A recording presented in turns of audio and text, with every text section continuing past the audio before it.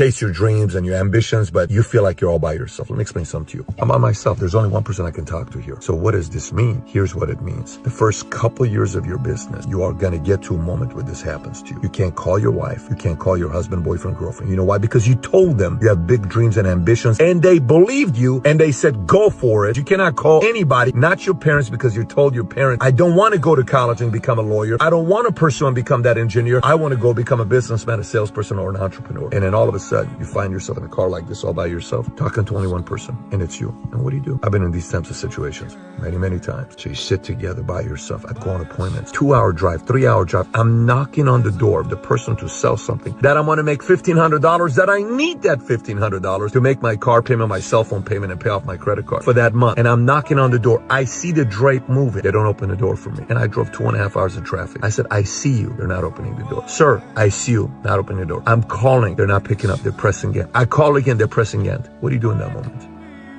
What do you do in that moment?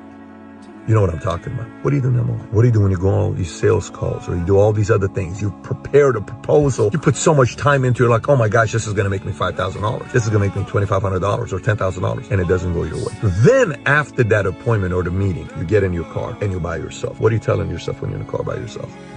Here's what it sounds like. Is this even going to work for me? Is this even worth it? Why am I doing this? Why am I putting my body through this?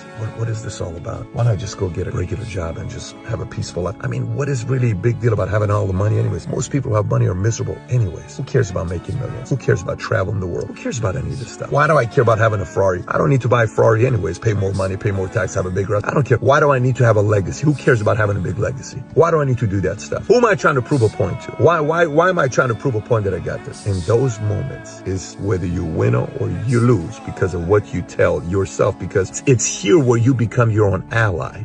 I remember I would sit in an appointment. I would go to an appointment, it wouldn't work, and I'd come to my car and I would sit back and I'm like, oh my gosh. And I would close my eyes and I would visualize what this life is going to look like. And I would have to shut my eyes to believe in the dream that I have. You've made the money where you can go on the family times together. If something happens to them, you got the resources, I would go and I would be in this dream of mine. And every single time I got to that point, rather than dwelling and asking those questions, I would go and dream. Every time I did that, you know what it was like? It was like going to Chevron gas station, like going to Shell, and you would dream and you refuel and then you go back up again. But the challenge is most people, when they hit these moments, they don't go to the gas station. Unfortunately, when they get to these moments, they get too logical. And when they get too logical, guess what ends up happening? They make logical decisions, not emotional decisions, thinking about their bigger dreams. And when they make the logical decisions, they all of a sudden quit and they go away and they go back and they retract to what they were doing before. And maybe around everybody, people could say you made the right decision. For the rest of your life, there's only one person who's going to know that you quit.